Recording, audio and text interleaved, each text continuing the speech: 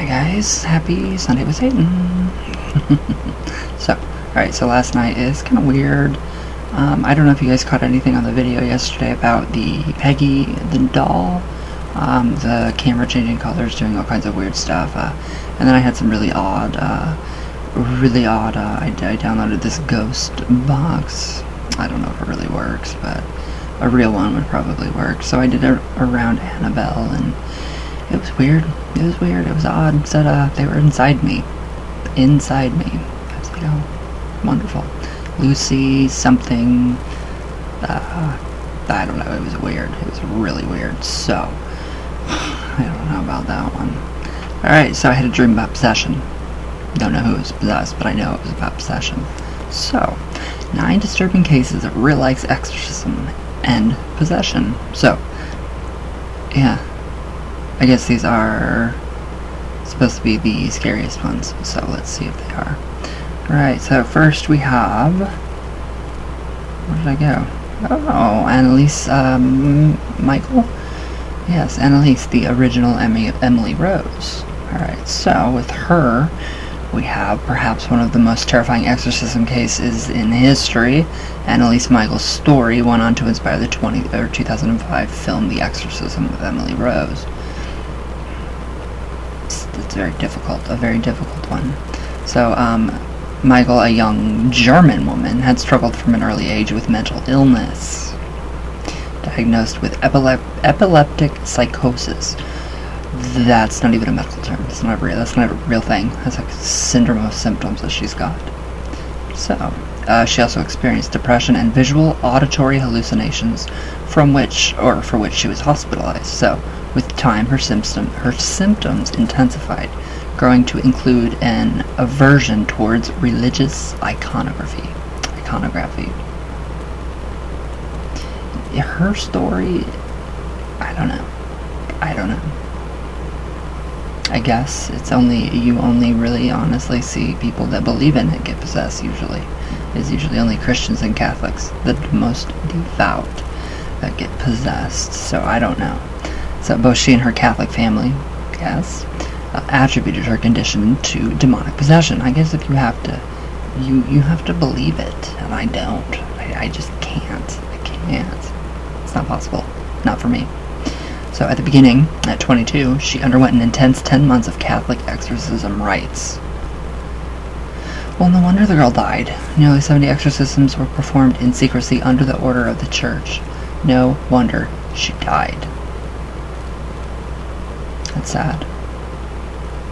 Alright, so in July of 1976, Michael passed away. Mitchell? Annalise Mitchell? I don't know. Passed away. So an autopsy declared her death was the result of emaciation, malnutrition, and starvation at the hands of her priests and family, who had, during the exorcism, discontinued consultations with the doctors. I don't know. I think she should have stayed with the doctors. So the family and priest involved were investigated and charged with negligent homicide and found guilty of manslaughter, serving only 6 months in jail and 3 years probation. They should have had a lot longer. I don't know. It's very odd. Alright, now we have the exorcism of Anna Eklund. I don't know where this is from, but... So, often said to include speaking in tongues and strange guttural voices, levitating and clinging to bedroom walls. Ooh, that's actually really cool. Just to be able to, cling to the wall or the ceiling and, drop your head down and say hi to somebody. Yeah, I think so. Yes, levitating and clinging to bedroom walls. Wow, that would be cool. So, disturbed thoughts and revulsion of holy objects and sacred objects. So, okay. Let's see if she's Catholic or Christian first. And sacred spaces. Okay, so Eklund's possession spanned several decades, beginning in 1912. When she was just 14 years old, her case was so well known that it served as the basis for a time profile of the priest in charge of her exorcism, Father Theophilus Reasoner.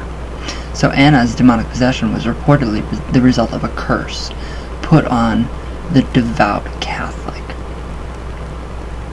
introducing a theme with possession in 1908 by her caretakers, her father and her aunt, Mina. So Mina was widely believed to be the lover of Anna's father. Oh, as well as a witch who used spelled herbs. Oh, whatever, yeah, poison herbs in Eklund's food to put her under the demon's spell. Oh yeah, right. Father Karl Vogel panned on an account of Anna's possession in a pamphlet published in 1936 called Begone Satan, a soul-stirring account of diabolical possession in Iowa. So this happened in Iowa. Well, that's really interesting. It's really interesting.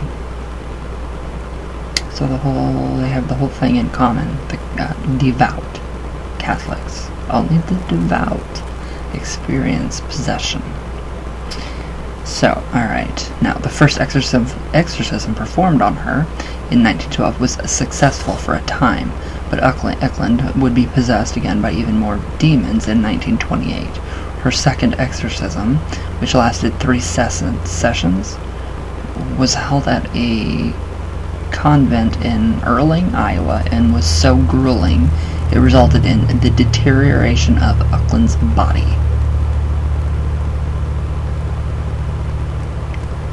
I don't know. The demons were eventually exorcised, and Eklund went on to live her life with only milder possessions after. Okay, well all this sounds like is just mental diseases within the brain. Obviously, there's scientific proof proving that there is the possession disorder, that you literally think you're possessed and you're not.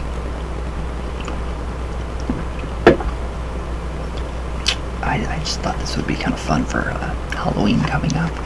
Oh, Haley Reese, I love you. I love your dog. Red. If you guys ever see Haley Reese, watch her videos. She's pretty cool. She's really interesting. I love her different viewpoints on Ouija boards, and I love everything that she does, and she's just so cute. And she has this doll, a dog, haunted dog. Amazing. I mean, amazing. Poor thing. She had to get her... Oh, I feel so bad for her. She had to get, like, part of her lung removed. And, yeah, that was sad.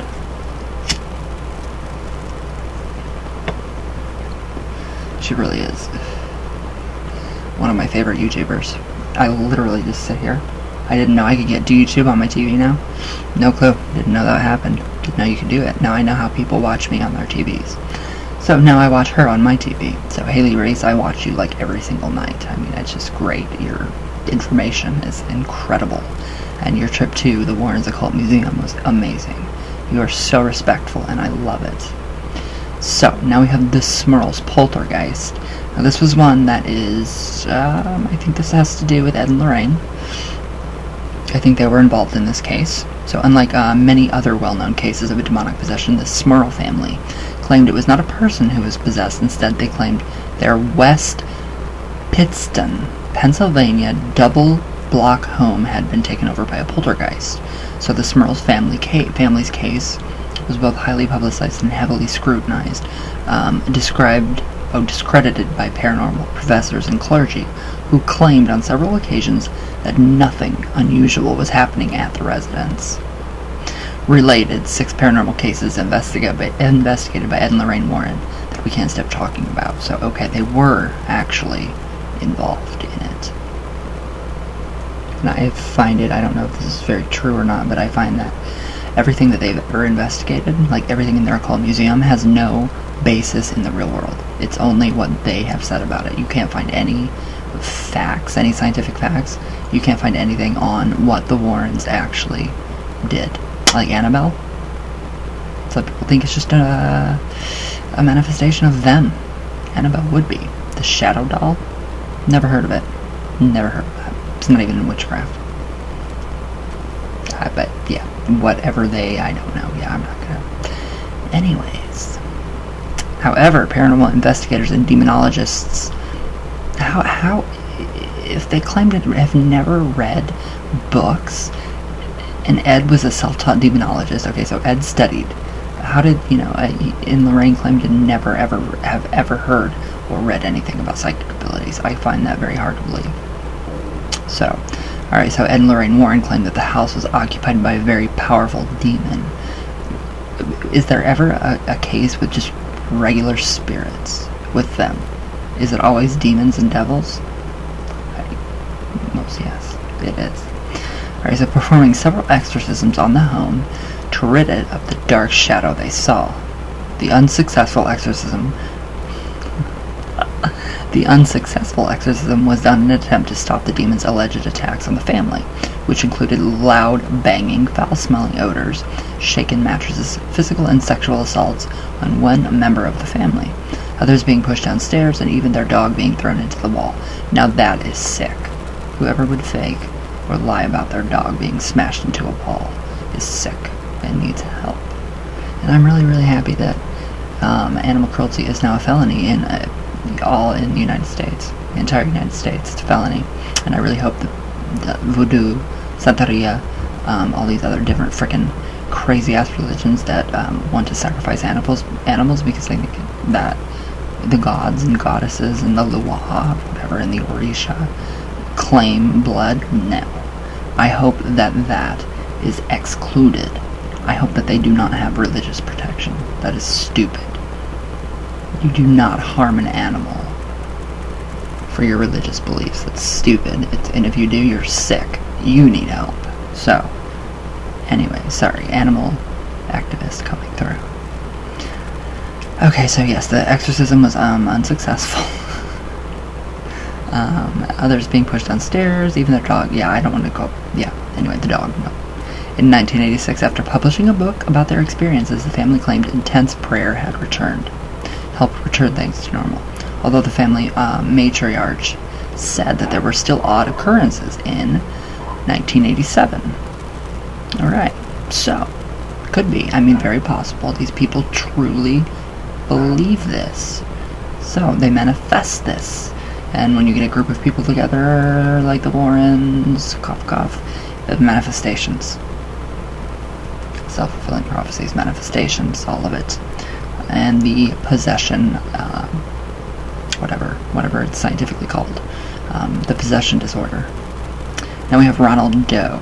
Now this is actually the actual exorcist guy, little boy. So, alright, now, it's in Missouri. Wait, yeah, I think this is it, yes. In many ways, Eklund and Ronald Doe, also known by another alias, Robbie Manning, had similar experiences with possession, including the fact that both were cataloged and published by priests. Doe's case became so notorious that it too was adapted into a film. His case was the inspiration for the 1973 horror classic, The Exorcist. I wish there was a movie. I wish they would make a movie about him with a boy and not, love Linda Blair to death, but, let's get the real stuff out. Right, so after the passing of his aunt, I remember all of this, the 13-year-old boy turned to a spirit board to commune with his beloved family member. Instead of inviting his aunt, Roland, okay, they just changed the name again, apparently invited something more sinister. After the family became overwhelmed by weird occurrences, including odd noises, furniture moving by itself, and objects levitating, when Roland was around, they reached out to their Lutheran pastor, who, after monitoring Roland's behavior, declared that he should see a Catholic priest. He did. During the resulting exorcism, the boy slashed the Catholic priest's arm with a bed spring, temporarily putting an end to any further action. I don't know. I don't know if I can believe that. Then, they're going to go back and attribute that to the Ouija board, and then that just gives it a really bad rap. It's probably not even true. So, alright, now we have the last. The family then moved to St. Louis and saw 3 more priests who, with the permission of an archbishop, carried out around 30 exorcisms on Roland in the psychiatric wing of a city hospital. How can you do that? Is that legal? Is it possible? It's scary. That's weird. Messages written on his skin, guttural voices, and extreme strength were noted in one priest's diary before the young boy was eventually freed of the malicious spirit, with no memory of the incident. That's really, really odd. So I don't know. That's odd. So now we have number 5, David Berkowitz, son of Sam. Who the hell's Sam? Alright, so now we have this one. Alright, so one of America's most notorious serial killers claimed to have been possessed during his spree, blaming the demons for the murder of 6 New York City residents in the year between 1976 and 1977. Alright, he's a serial killer, obviously. Siri just turned on. Why did you just turn on?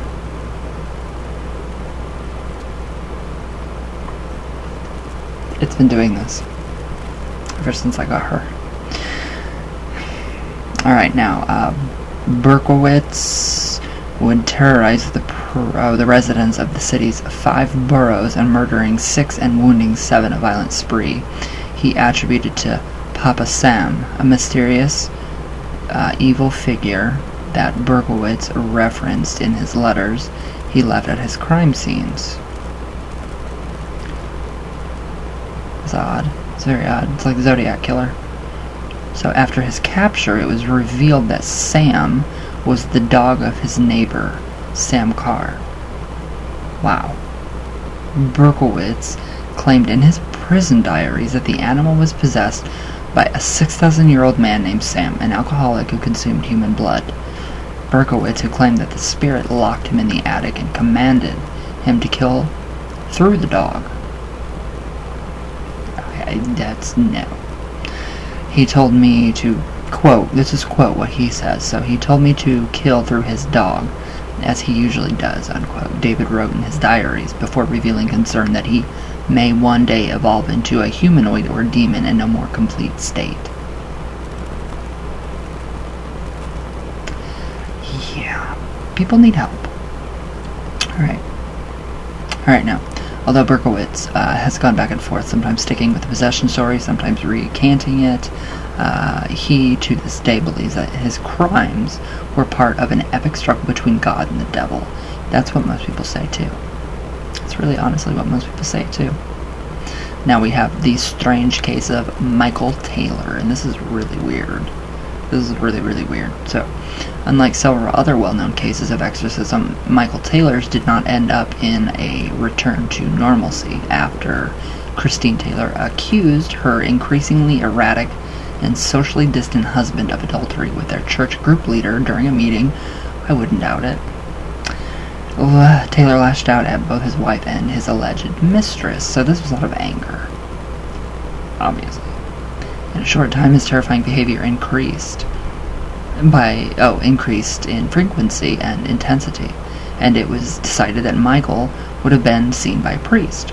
Following a full night of exhaustive exorcism sessions, wow, the priest claimed that he had pulled upwards above 40 demons from Taylor, but that several remained inside him when they sent him home. Upon his return, he violently murdered his wife, strangled the family poodle to death. I can deal with human death. Don't tell me about poodles being strangled. Odd. He was picked up by the police after wandering the neighborhood streets, soaked in blood. Poor poodle. That poor poodle. Yeah, some of you are thinking, why aren't you saying poor the wife? Poor poodle. Alright, now 7. Clara Germana Seeley. So, the case of Clara Germana takes us all the way to mission school in South Africa. The 16-year-old student was allegedly possessed in the late summer of 1906 after making a pact with the devil. As word about that pact reached one of the school's priests, here's where it gets interesting. So, she made a pact. If she did, quote, quote, it reached the priest, it blew out of proportion. Let's see. Where'd I go?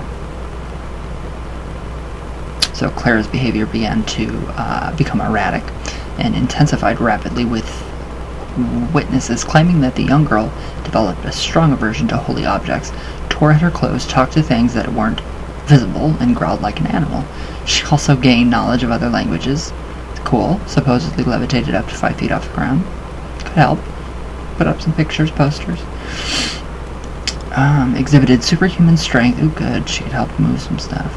And relayed personal information about others she shouldn't have known or been able to know at all. All trademarks of possession.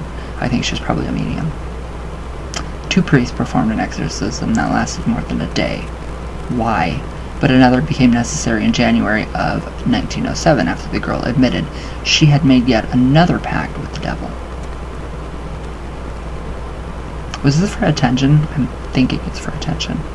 Another exorcism was allegedly performed, this time lasting 2 days, before she was freed of the demon. What demon? Right now we have Dr. Richard Gallagher and Julia. So this possession case is the most recent on the list. Alright, so this is occurring less than 10 years ago in 2008. A board-certified psychiatrist and teacher at both Columbia University and New York Medical College, Richard E. Gallagher, declared that his patient, known only as Julia, had experienced possession. Described as what? Charming and engaging woman, Julia was the queen of a satanic cult. After feeling convinced she was being attacked by a demon, Julia reached out to a local priest, who in turn reached out to Gallagher to put the woman through psychiatric treatment. That's exactly what I would do. I would admit myself first. That's scary. But Gallagher ruled out mental illness. Ooh.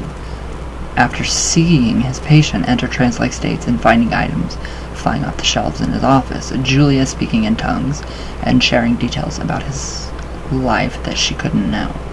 She's probably a medium. So one event that sealed the deal for the Yale-educated medical professional was when, during a phone call with Julia's priest, he heard one of the demonic voices that had come through from her mouth, except she was nowhere near a phone. Julia was eventually exorcised, a process during which she allegedly spewed threats, levitated, exhiberated super strength, and changed the temperature of the room. Alright, now we have the parent family, and we know something did take over her mom, but there was no exorcism, so I'm not even going to read this. Alright, so that is it. That is it for those possession cases. Very interesting. What do you guys think? That's weird that Siri just kind of popped up. So yes, what do you guys think about those cases? Anything? Did you believe it? I don't know what to make of that. I think it's pretty interesting. Very interesting reads. So, good bedtime movies. For me, anyway. I sleep really well. So, but yeah. Alright guys, Samhain is coming. So everybody have a great Sunday with Satan. I love you all very much. Thank you guys for all the comments, everything that you do. You're amazing. I love you all so much. All the way from Venus, all the way back down.